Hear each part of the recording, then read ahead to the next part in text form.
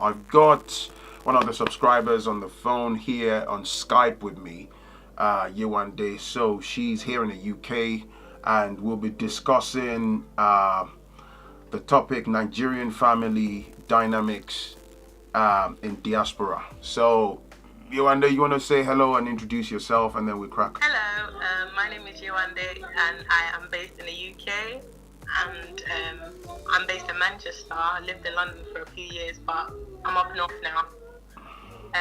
That's all I can say really. Nice. So you used to live in London?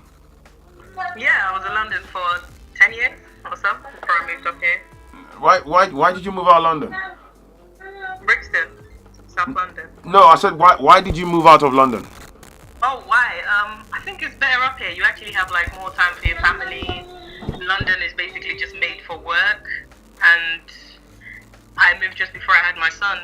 I wanted to be closer to family because I had my mom living up here, so Right. it's nice to have family, yeah.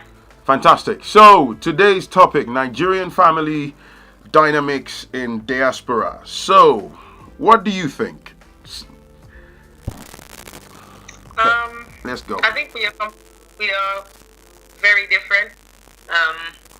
As far as I think being in diaspora, we tend to, the family orientation tends to shift towards work, and everyone is supposed to sort of know what they're doing. Like everyone has a role to play, and it has to be quite cohesive, or else things could go wrong really quickly. Right. So in terms of the dynamics, are we looking at how that sort of it's got like an adverse effect on the Nigerian community, or is it good or is it bad? What do you think? I think it's a bit of both because I believe that what we need is a system, and obviously being in the UK provides us that system. So for example, the kids to school, dad goes to work, mom goes to work. So that system works, but also it puts us together, but on the other hand, it also draws us apart, if that makes sense. I remember you talking in one of your episodes, you said something about how the culture is not really encouraged as far as being African. They try to push that away as much as possible, and I really do believe that happens a lot. Oh yeah. Especially when dad is away at work, mom is away at work, and the children are very impressionable. So yeah. I mean, I like, you're right. Like I said in my previous episode, I think for anyone that lives permanently here in the UK, it's already a common knowledge. So if you tell me you don't know, I'll be surprised. The system is actually not designed for us to cater, for our, how do I say, is it cultural background, or what sort of things that you and I believe in and stuff. So it's almost like it's our way, or we come down heavy on you, if you get what I'm saying. And I've seen a lot of people in our community, in our society, in our community, that are unfortunately have become victims of the very harsh system here in the UK, because a lot of people are caught off guard, unaware. They don't thoroughly understand how it's very, actually, I'm not sure if you know this, but this is my observation. It's very, if you're not careful with life in the UK, especially when you start to have children and stuff, it's very, very easy to fall into the entrapment of the services, the way the country is designed. And I've personally, over the years, I've seen families where they've got amazing dynamics. They good couple, hardworking father, mother, and stuff, and then all it took was just some support teacher somewhere made up some bogus allegation about some really frivolous stuff that you and I would look at and think, nah, come on man, this is BS. And they ripped that family apart into shreds.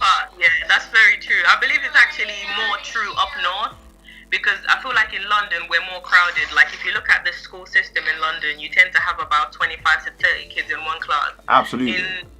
Up north, it's not like that. You tend to have about 15 to 20 children in one class, and that is the extreme max actually. Yeah. So what tends to happen is that they tend to have more focus on the kids. They're able to have more one-to-one interaction with the kids. So based on what I know and my experience, more children get taken off their families up north than in London. Thank you. Thank you. Yeah, like I've seen that happen quite a lot. I know a few of my family friends that don't have their children, or they are very heavily involved in social services simply because, maybe the kid's gone to school and said, "Oh, mommy beat me," and then it just started from there, and it just never ended, and eventually the child gets taken away from the family. Exactly. And the thing is, it's not even just about, oh, mom smacked me. If I can expatiate on that, right?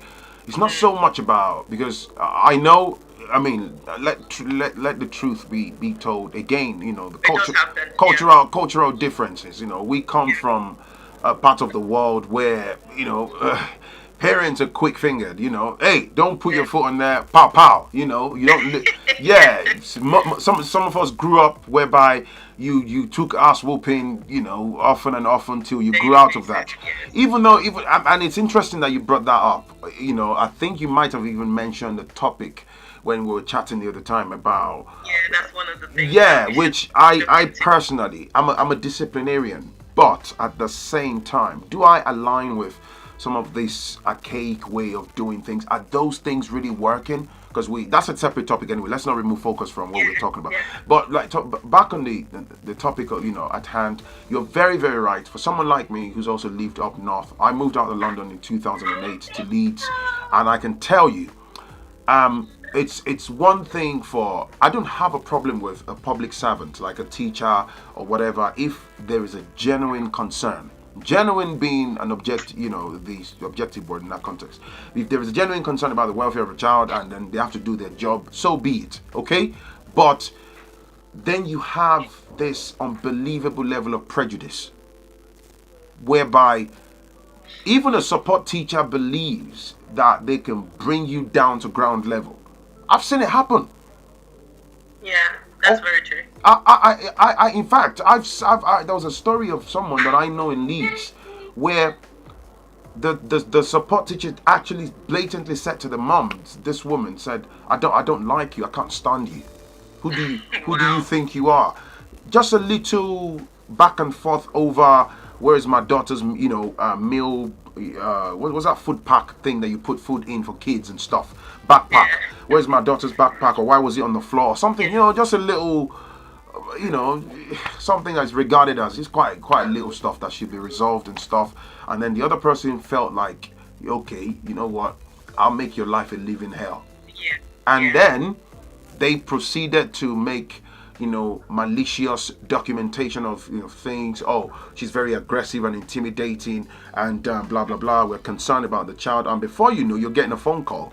Social services saying they'd like to come have a chat, and this person already got 3 kids and stuff, and they infiltrated that family. It affects all the kids. Yes, they don't just take the one child, because if one is in danger, they're all in danger as far as the law is concerned. And unfortunately, before that woman could know exactly what's happening, her husband could find his balance and say, hey, they just ran a ring fence around them, and that's very true. They took the kids. This happened back in I'm talking late or early 2014 if I'm correct. Until date, they have fought tooth and nail, and there is nothing they could do to get those children back. But you see, like what you were saying about, which ties into my previous video. I don't mind the fact that we're talking about it, which is the dynamics and what is it that we can do better. What do you think?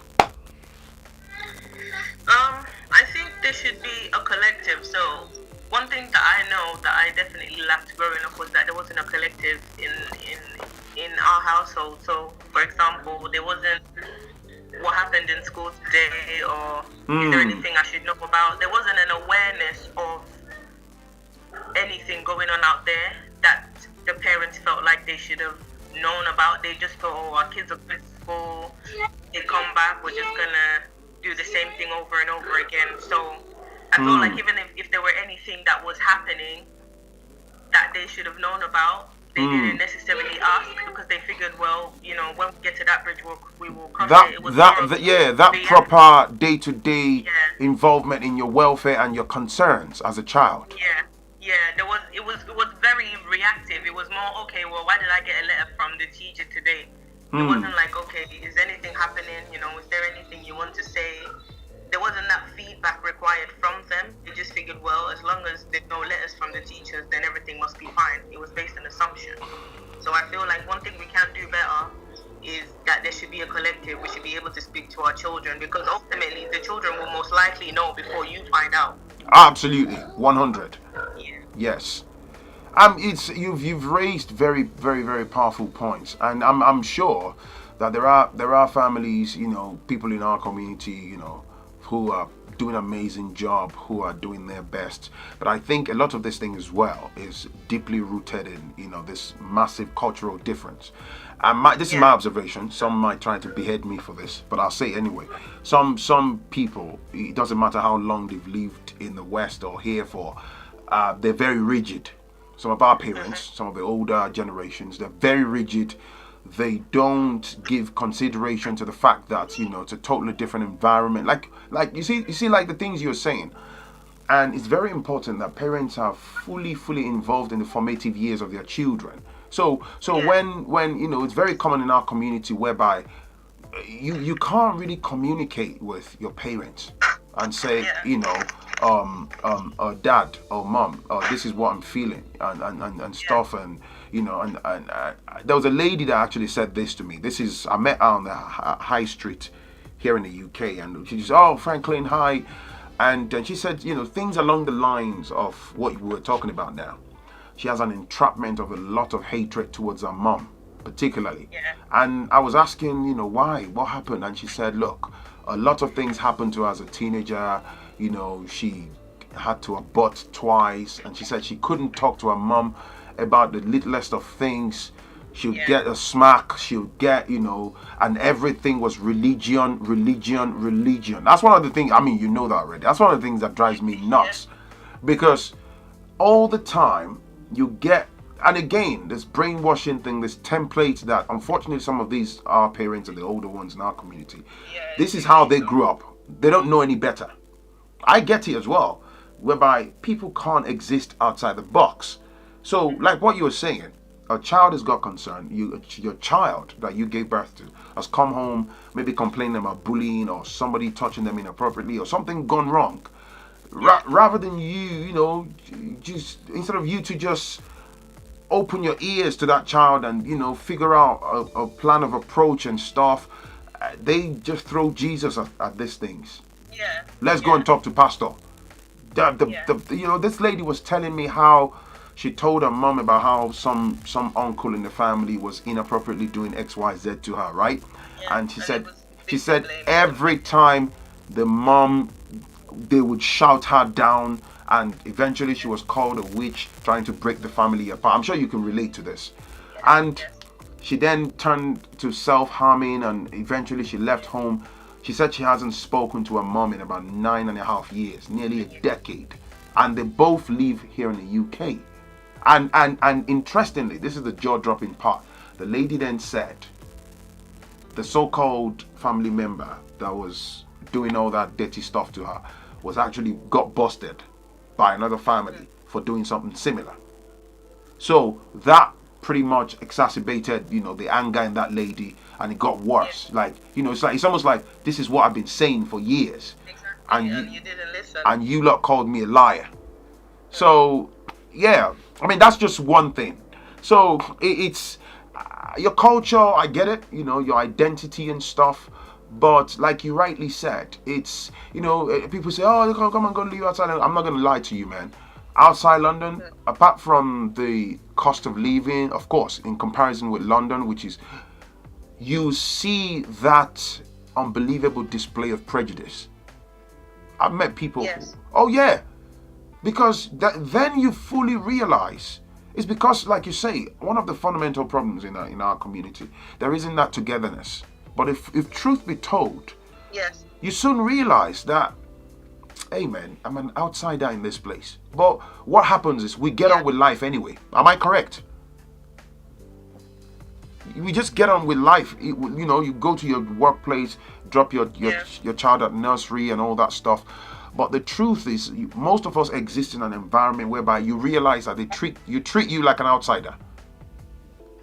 Up You north, are an outsider, absolutely. absolutely. Up north, the prejudice is unbelievable. It's unbelievable. I've met so many people. They are very close-minded. They know nothing about who you are.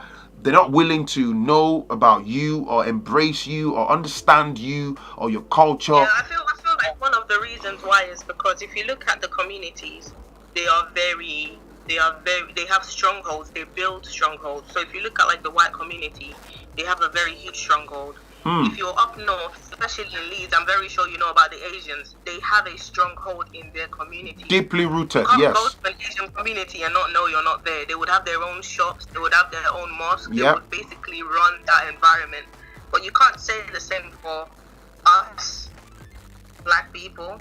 We No. don't tend to run it. We tend to take off the community, so we're the consumers. Like if you go to the shopping center, for example, to buy African food, I'm very sure that the person selling it to you will be Asian. So they have a 9 very out of big 10 times. stronghold, Yes, you're and correct. then we don't. So we are not of the community. We basically put work into it and we get benefits of it, but we don't create strongholds for ourselves. Hmm.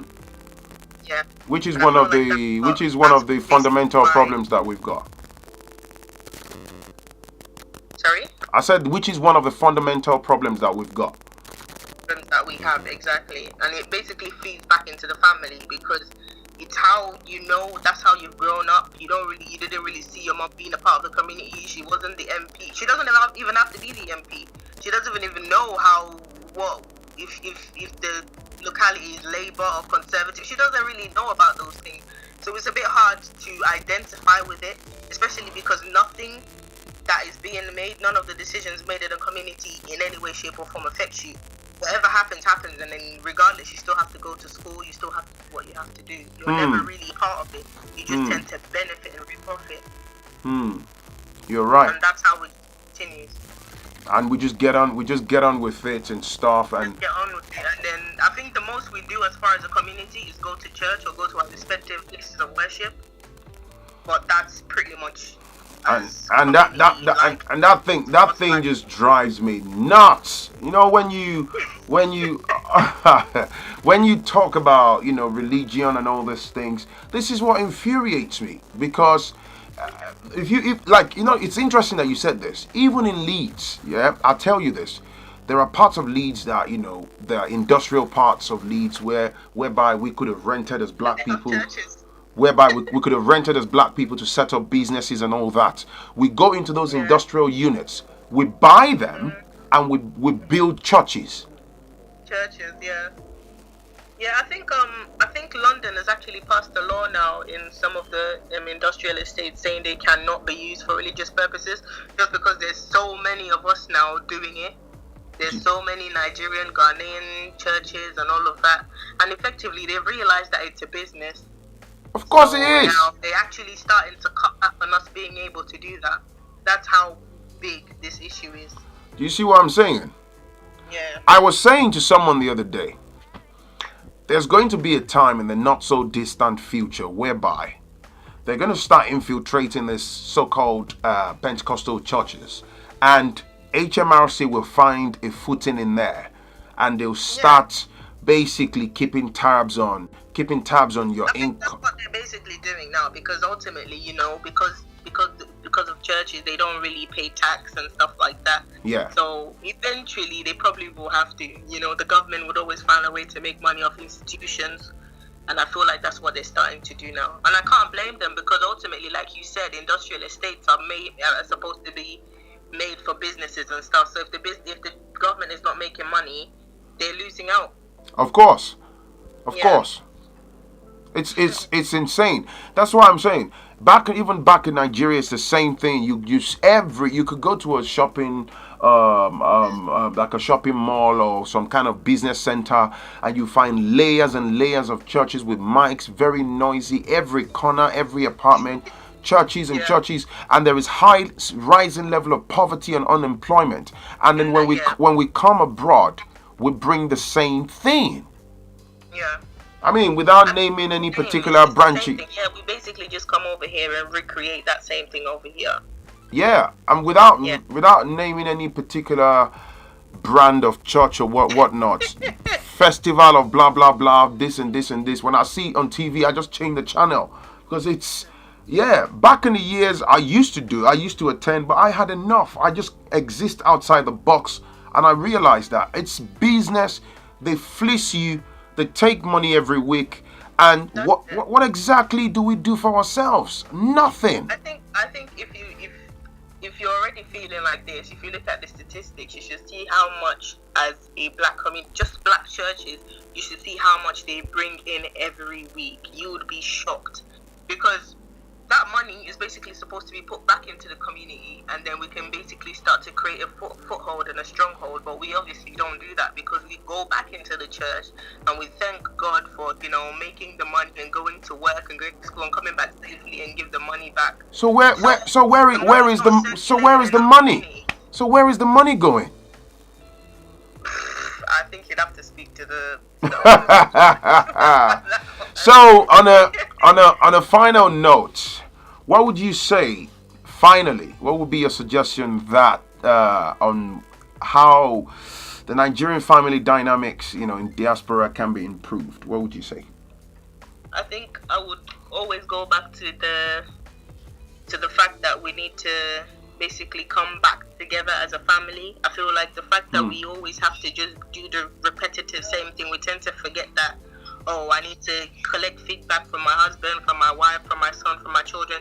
We need to be a collective again. And I feel like if we are able to sort of recreate ourselves as that big, powerful unit, it would be hard for the for the school, for example, to infiltrate that system. Like it wouldn't be as easy for them to infiltrate, even if they were able to. Because if your child already told you, "Oh, mommy, I have issues with this, daddy, I have issues with this," if you are the one that initiates that contact with these institutions, then you have an advantage rather than them saying, "Okay, well, we noticed that, your daughter doesn't have this week and last week." Because one thing I noticed about them, especially up north, is that they don't necessarily come to you the first time they notice things. They basically keep a log, and then they come to you when they're ready to basically take you to court. They wouldn't say, "Okay, well, the child didn't come to school last week." They will tell you, "Oh, she hasn't been to school for a week in the past 2-3 weeks. Yeah. So now you have a problem." So if you're the one who is able to know that before the school finds out, I feel like we would have that advantage. So it's just a matter of being a unit and knowing that you can always collect information from your child, from your husband, from your wife, to basically empower the family so that they can't be infiltrated as easily. I love that, being a unit. And that's where the challenge lies as within the black community. The fact that we don't operate as a unit. That's one of the fundamental problems that we have as a group of people. But you know what? You've done an amazing job. I enjoyed the conversation. Thank you, Yewande, for your time on this segment. Check out Yewande on Instagram. Look at the username on there. Okay, if she likes your face, she might let you follow her. It's your boy Phrankleen. It's a wrap, and I'll definitely catch you in the next one. Peace and love. Bye now.